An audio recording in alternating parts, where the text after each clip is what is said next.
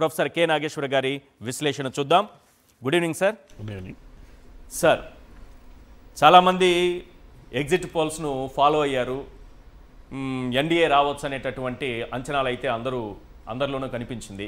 కానీ ఆ అంచనాలను కూడా దాటుకొని 200 స్థానాలు దాటుకొని ఎన్డీఏ ఎలా వెళ్ళగలిగింది, ఇంతటి ఊపి ఎలా కనిపించింది అని అంటే ఏం చెప్తారు? మీరు అన్నట్లు మహాగఠబంధన్ రప్ప అయిపోయింది, ఎన్డీఏ తొక్కుకుంటూ పోయింది. సో దీనికి కారణాలు హోస్ట్ ఆఫ్ ఫ్యాక్టర్స్ ఉంటాయి. ఒకటి సోషల్ అరిథమెటిక్, అంటే ఎన్డీఏ మహాగఠబంధన్తో పోలిస్తే చాలా విస్తృతమైన సామాజిక కూటమిని ఏర్పాటు చేసింది.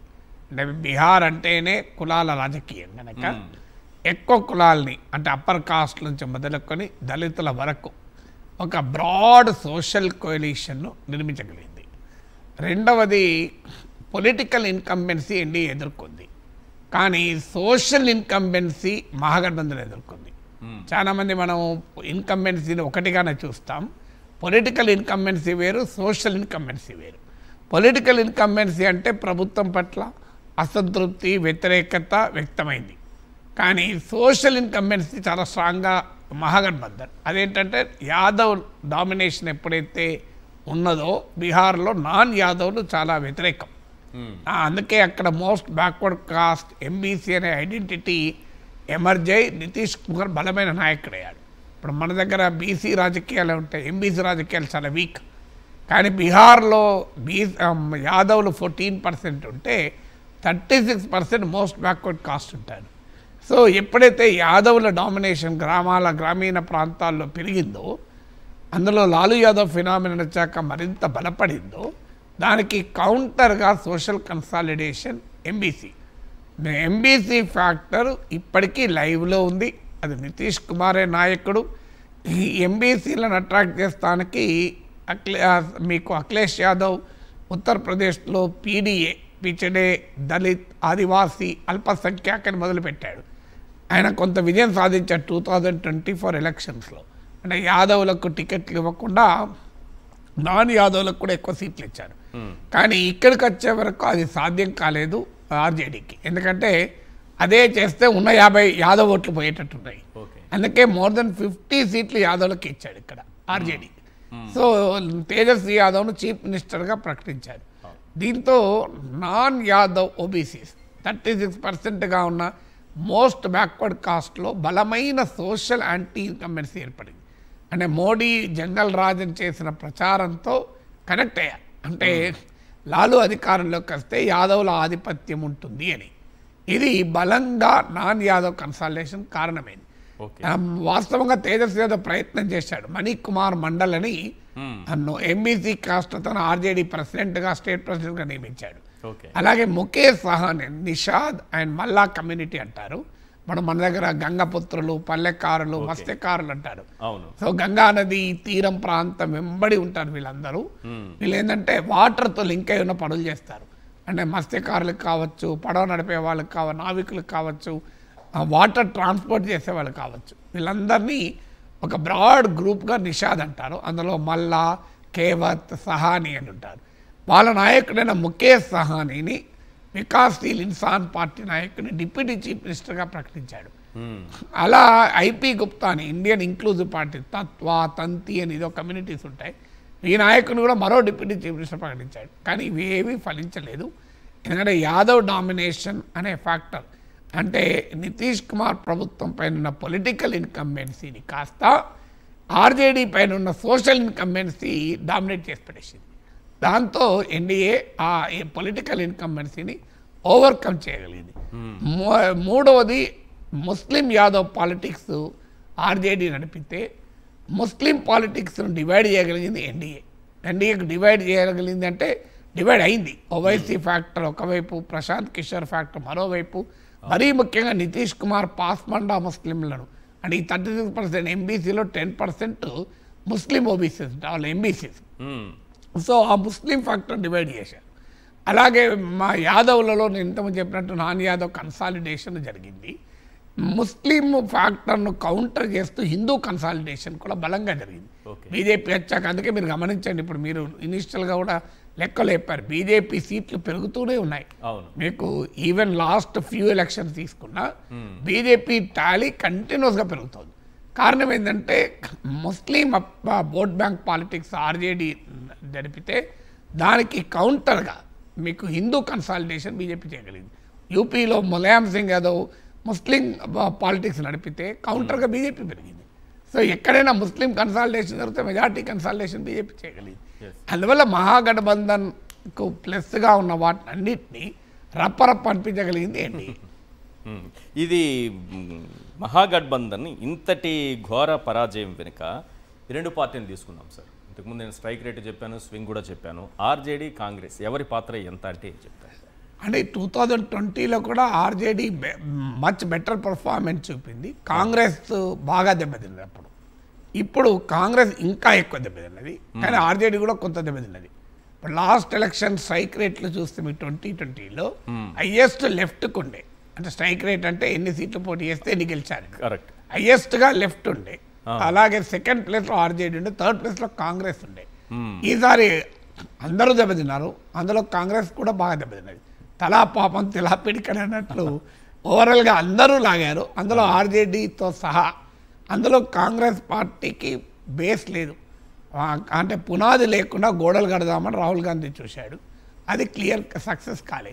పునాది ఉన్న గోడలు కట్టలేకపోయాడు. పడిపోయేంత పునాదులు లేని స్థాయిలో ఉందా సార్ కాంగ్రెస్? బీహార్లో మీకు చాలా లేదు, దాదాపు ఒక 30 years అయిపోయింది అనుకుంటాను, పునాది లేకుండా పోయింది.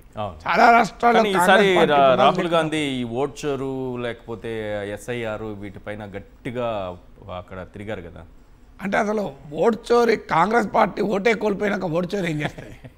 సో కాంగ్రెస్ పార్టీ అలా ఆర్గనైజేషన్ లేదు గ్రౌండ్ పైన. అందుకే నేను ఇంతకుముందు చెప్పింది, పునాదులు లేకుండా గోడలు కట్టాలని కాంగ్రెస్ చూస్తే గాలిలో గోడలు అవుతాయి, మెడలు అవుతాయి. ఆర్జేడీకి పునాదులు ఉన్నాయి కానీ అంతకన్నా పైకి లేవులే, ఆడ గోడ లేకుండా అయిపోయింది. అందువల్ల మహాగఠబంధన్ ఏమనుకున్నదంటే ఆర్జేడీ పునాదులతో కాంగ్రెస్ గోడలతో నిర్మిద్దాం అనుకున్నారు. కానీ ఆ కాంగ్రెస్ గోడకు ఆర్జేడీ పునాదికి మధ్య గ్యాప్ వచ్చింది. గ్యాప్ వచ్చే వరకు ఏమైంది, ఆడ మ్యాగ్నెటిక్ ఫీల్డ్ లేదు, ఆడ అయస్కాంత శక్తి ఉంటే రెండు అతుకుంటాయి. అయస్కాంత శక్తి లేదు, వికర్షణ మొదలైంది. ఫ్రెండ్లీ కాంటెస్ట్ అని పెట్టి దాంతో గోడకు పునాదికి మధ్య గ్యాప్ వస్తే బిల్డింగ్ అవుతుందా? అదే జరిగింది మహాగఠబంధన్.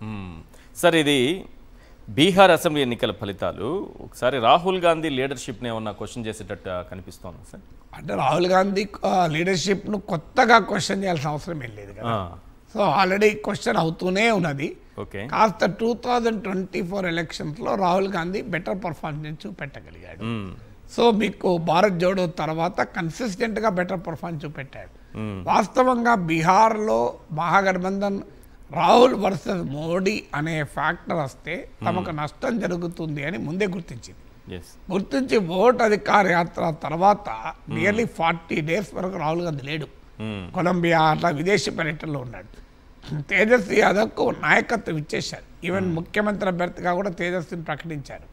ఎందుకంటే ఎక్కడైతే రాహుల్ వర్సెస్ మోడీ జరిగిందో అక్కడల్లా బీజేపీ గెలిచింది. అఫ్కోర్స్ ఇటీవల కాలంలో మోడీ గ్రాఫ్ కాస్త తగ్గినట్టు ఇండియా టుడే 3వ నేషన్ సర్వే చెప్తోంది. రాహుల్ గాంధీ ఇమేజ్ కాస్త పెరిగినట్టు కనబడింది, కానీ ఇద్దరి మధ్య గ్యాప్ చాలా ఎక్కువ ఉంది. సో అందువల్ల మీకు మోడీ వర్సెస్ తేజస్విగా ఈ ఎలక్షన్ మహాగఠబంధన్ ప్రొజెక్ట్ చేసింది. కానీ అక్కడ నితీష్ కుమార్ కూడా ఉన్నాడు. సో నిమో వర్సెస్ తేజస్విగా మారింది. అంటే నరేంద్ర మోడీ, నితీష్ కుమార్, మోడీ, నమో కాక నిమో అయింది. సో నమో వర్సెస్ తేజస్వి అయిన చోట డెఫినెట్గా నమో వీక్ అయ్యేవాడు. ఎందుకంటే నమో వర్సెస్ మమతా అయితే నమో దెబ్బతిన్నాడు, నమో వర్సెస్ కర్ణాటక స్టాలిన్ అయితే నమో దెబ్బతిన్నాడు, నమో వర్సెస్ కేసీఆర్ అయితే నమో దెబ్బతిన్నాడు, నమో వర్సెస్ ప్రాంతీయ నాయకులు అయిన చోటల్లా నమో దెబ్బతిన్నాడు చాలాసార్లు. కానీ నమో కాస్త నిమోగా మారింది కదా. నితీష్ కుమార్ ప్లస్ మోడీ అయింది. ఆ నిమో ఫ్యాక్టర్ చాలా బలమైన ఫ్యాక్టర్ అయ్యాడు. నితీష్ కుమార్ నిమోకు ఇక్కడ ఓన్లీ తేజస్వి ఉన్న రాహుల్ లేడు. ఇక్కడ ఉన్నా కూడా రాహుల్ ప్లస్ తేజస్వి కూడా వీకే, నిమో ఫ్యాక్టర్ ఉందట. సో అందువల్ల అటువైపు ఒక బ్రాడ్ సోషల్ కోalitionే కాకుండా ఒక బలమైన లీడర్షిప్ ఫ్యాక్టర్ కూడా పనిచేసింది. అందువల్ల ఆ నిమో లీడర్షిప్ అనేది క్లియర్గా మా ఎన్డీఏకి ఎడ్జ్ ఇచ్చింది. రాహుల్ ఓట్ అధికార యాత్ర పొలిటికల్ ఇంపాక్ట్ అయితే క్రియేట్ చేసింది, వాతావరణాన్ని క్రియేట్ చేసింది. కానీ వాతావరణం క్రియేట్ చేసినంత మాత్రాన లాభం లేదు. ఇప్పుడు వర్షాలు కురిస్తే పంటలు పండించలేవు, భూమి ఉండాలి కదా నీకు. వర్షాలు కురుస్తున్నాయి కదా అని పంటలు ఎట్లా పండిస్తావు? నీ భూమి లేదనుకో, భూమి లేదు, ఎడ్లు లేవు, నాగలు లేదు, ట్రాక్టర్ లేదు, ఏం లేదు, వర్షాలు ఉన్నాయి, ఎట్లా వర్షం పడుతుంది? ఏం లాభం? భూమి లేకపోతే అసలే పండించదు. భూమి ఉన్నా కూడా నాగలు లేదు, ట్రాక్టర్ లేదు, ఎట్లా దున్నుతావు? కట్టతో భూమి అంతా దున్నుకుంటా పోతావా? కాంగ్రెస్ పరిస్థితి ఏంటంటే వర్షాలు పడ్డాయి వాస్తవంగా, వర్షం పడకపోయినా కనీసం మేఘాలు అయితే కమ్మినాయి. మేఘాలు కమ్మడంతోనే వీళ్ళు విత్తనాలు వేయడం మొదలు పెట్టారు. అక్కడ భూమి లేదు, భూమి లేదు, నాగలు లేదు, ట్రాక్టర్ లేదు, అంటే పార్టీ ఆర్గనైజేషన్ లేదు. దానివల్ల మీకు మబ్బులు కమ్మినా వర్షం పడినా విత్తనాలు చల్లలేకపోయారు, మొలకెత్తలేకపోయాయి. అదేదో 4-5 చోట్ల మొలకెత్తితే ఎక్కువ కష్టమైపోయింది. అందువల్ల పార్టీ ఒక ఎన్నికల్లో గెలవటానికి నరేటివ్ బిల్డింగ్ ఒక్కటే సాధ్యం కాదు, నరేటివ్ అవసరం. నరేటివ్ కావాలి, లీడర్ కావాలి, ఆర్గనైజేషన్ కావాలి, ప్రాపగండా కావాలి, అలియన్సెస్ కావాలి. ఈ 5 కలిసినప్పుడే ఎలక్షన్లో గెలుస్తుంటారు. ఇందులో ఒకటి గెలిస్తే ఇప్పుడు మీకు 2024లో బలమైన నరేటివ్ బిల్డ్ చేశారు, కాన్స్టిట్యూషన్ సంవిధాన్ ఖతరే మే హై అని. అది ప్రభావం చూపింది. మీరు అందుకే 303 సీట్స్ నుంచి 240 బీజేపీ పడిపోయింది. కానీ లీడర్ లేదు, ఆర్గనైజేషన్ లేదు, ప్రాపగండా లేదు. దాంతో నీకు బీజేపీని అధికారంలోకి రాకుండా ఆపలేకపోయారు. 5 ఒక్క నరేటివ్ బిల్డ్ చేయగలిగిన నీకు ఇండియా కూటమి 234 సీట్స్ వచ్చాయి, బీజేపీ 240కి వచ్చింది. ఇక మిగతా 4 ఇంకో 2 వచ్చుంటే ఏమయ్యేది? అందువల్ల క్షేత్రస్థాయిలో కాంగ్రెస్ నిర్మాణం జరగడం లేదు. జరగకపోవడానికి కారణం ఏంటంటే క్యాచ్ 22 సిచ్యువేషన్. ఇప్పుడు కాంగ్రెస్ పెరగాలంటే తగ్గాల్సింది ఎవరు? మీకు ఆర్జేడీ. అవును, ఆర్జేడీ ఒప్పుకుంటుందా? ఇప్పుడు అంతటా కూడా ఎక్కడైతే కాంగ్రెస్ మిత్రపక్షాలపైన ఆధారపడిందో అక్కడ కాంగ్రెస్ పెక్కడం లేదు. 60కి పైగా స్థానాల్లో పోటీ చేశారు కదా సార్, 61 బలానికి మించే పోటీ చేశారేమో అనిపిస్తుంది. అంటే ఆ కాంగ్రెస్ పార్టీనే కాదు, మిత్రపక్షాలు ఎప్పుడు కూడా ఏమైతాయంటే కూటమిలో తమ బలాన్ని మించే సీట్లు అడుగుతూ ఉంటాయి. ఎందుకంటే వాళ్ళ ఐడెంటిటీ పెంచుకోవాలి, పార్టీని పెంచుకోవాలి కనుక. దానివల్ల ఏమవుతుందంటే వాళ్ళ స్ట్రైక్ రేట్ పడిపోతూ ఉంటుంది.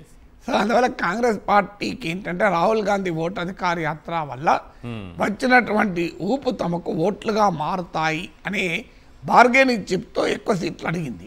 కానీ అది ప్రాక్టికల్గా జరగదు కదా, అన్లెస్ నీకు ఆర్గనైజేషన్ లేకుండా. ఇప్పుడు మీకు ఉదాహరణకు ఆంధ్రప్రదేశ్లో మీరు ప్రధానమంత్రి అభ్యర్థిగా మీరు ఎవరు కావాలనండి, మెజారిటీ ఓటర్లు నరేంద్ర మోడీకి అనుకూలంగా అంటే 60-70% వేస్తారు మోడీకి. అవును, మరి బీజేపీ 70% ఓటింగ్ ఉందా? లేదు. కూటమిలో కలిస్తేనే ఆ ఓటింగ్ ఉంది, కలవకుంటే 2019లో 1% ఓటింగ్ వచ్చింది. మీరు ఇప్పుడు సర్వే జరపండి, ప్రధానమంత్రిగా మీ ఛాయిస్ ఎవరు అంటే ఐఎమ్ ష్యూర్ ఆంధ్రప్రదేశ్లో 60% మోడీ చెప్తారు. కానీ మరి బీజేపీ లేదే. అందువల్ల ఒక వాతావరణం వేరు, ఓటింగ్ వేరు. ఆ వాతావరణాన్ని సృష్టించగలిగారు కానీ ఓటింగ్ సృష్టించలేకపోయారు.